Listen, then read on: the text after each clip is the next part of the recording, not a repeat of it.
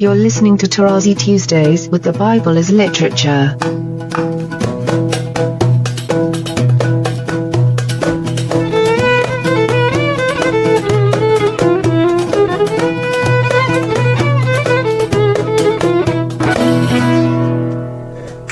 Hi, this is Father Mark Boulos, and you are listening to Tarazi Tuesdays with the Bible as Literature podcast.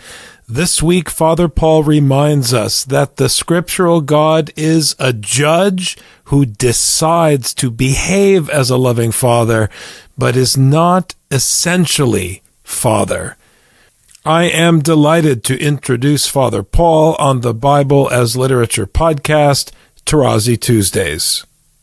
Interestingly, Jacob has a dislocated hip, and then the law reminds you always that you are the progeny of someone who is limping, and more specifically, someone who was made to limp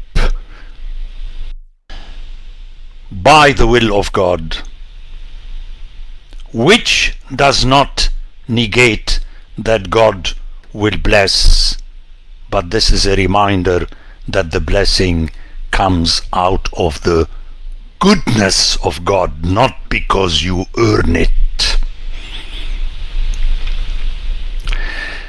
This may be complicated for my hearers, but I believe it's high time that they would make the effort, not so much to understand me because it seems impossible for them, but to make the effort to take the decision to start learning Hebrew. The biblical Hebrew,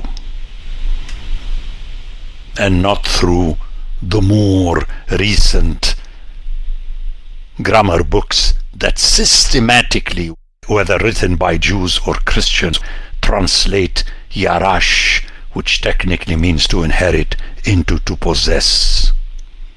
Which, by the way, the old Winegrin does not do.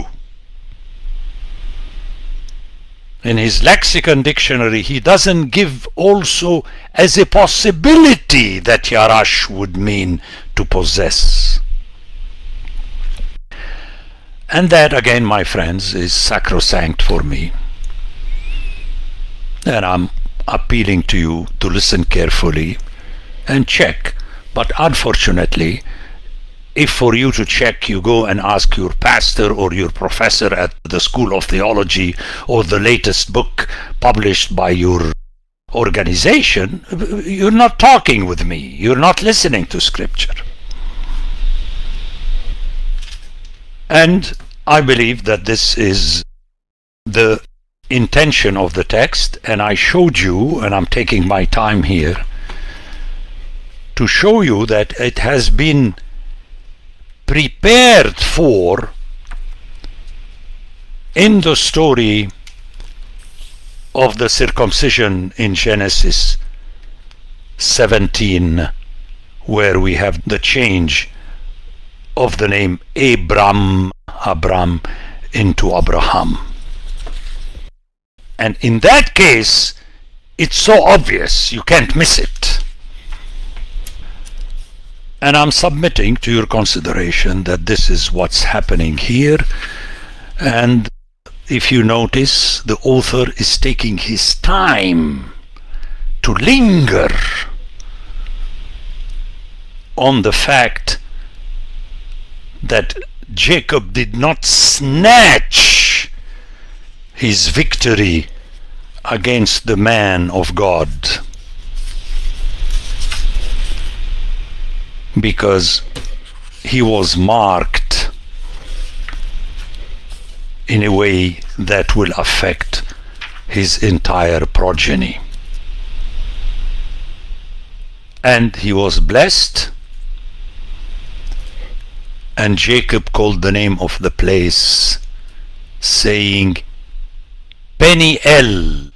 And then in the following you have Penuel, which in Hebrew means the face of God. Notice, it is against Bethel.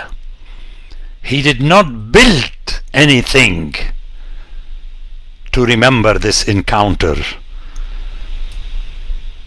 but the name of the place is the face of God, and you have it in the explanation, for I have seen God face to face, yet my life is preserved.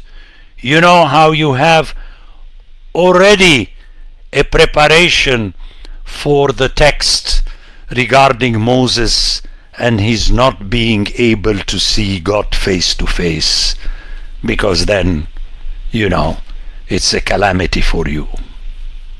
So the entire passage is a back and forth between the result being good for Jacob, but not so because of the effort or the cunning or the power of Jacob, but it is simply because of the face of God. Now let me add here something which, again, I repeat, but it's important that I repeat because people tend to forget that panim in Hebrew, which is interestingly a plural word, panim, is usually translated as face, and thus to the face means before and so on. But it's interesting that it reflects a positive attitude. That is why the Old English, KJV and possibly RSV, I'm not sure, translated, when it fits nicely, countenance. And, O Lord, show your countenance upon us. But you have another word, af, which means technically nose, and it also means ire or wrath, because it has to be translated in this way. Now this is obviously mythology. Pace Bultmann, whom I respect very much, but his catastrophe is that he dealt with his friend the philosopher and ended up with his program, which is so silly, to demythologize Scripture. Once you demythologize Scripture, you can understand what it is saying, because it's built on that. Again, Hosea in chapter 2. Yahweh, Baal, they function similarly. Even the mountain. Now, for those of us who know and recall, you could see it in the story of the fuming deity like Zeus. Usually it is presented through blowing hot air from one's nose. Notice in the pictures, when you look irate, your nose appears majestically. Your eyes are practically not seen, which means your face is effaced. It disappears. Now I beg you, and I hope, that you don't think, wow, what a great theology, Father Paul. Don't use this word. I'm not theologizing, because the theologian is Callistus Ware, who said once in a talk at St. Vladimir's, God cannot be angry with a stress, with anger. What are you talking about? This is not our God. And an older student of mine, she's a lady older than I am, she's still living, you can check with her, and she's not a fan of mine, she just respects me. She nudged me. This is the best story of my life. She nudged me and commented on her idol, Callistus Ware. Father Paul, he hasn't read Ezekiel. How did she get it? She got it! Are you out of your mind? Callisto swear, God cannot be angry. He's pretty angry in Ezekiel most of the time. Another story about Ezekiel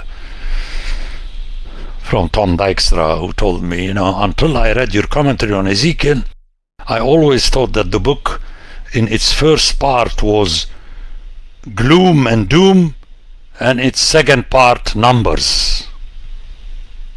I mean, that's the description of Ezekiel. So please, let's take seriously what I'm saying to you. Because all this is in one story that is intended to show you that good happens for you, whether to you or not, it doesn't matter, it's for you, whenever God shines his face, or as we say, his countenance on you. In other words, whenever you meet God with his face on. It has nothing to do with your building and temple. And ultimately, this so-called double-facetedness of God reflects the reality that from A to Z, he is the judge. That's what I keep telling the people. The scriptural God is a judge. Period. Who decides in his goodness to behave as your loving Father. But Orthodox theology, especially the Orthodox, starts like this. The name of God is Father. Essentially, he is Father. And now and then he is also our God, but in his essence is our Father. Vain talk. Wrong and dangerous. And this will be shown in the story of God facing Jacob, who's now Israel, through the face of Esau, as I comment in my book. And with this, we move to chapter 33. And notice the link. Let me go back to 32 and then come to 33.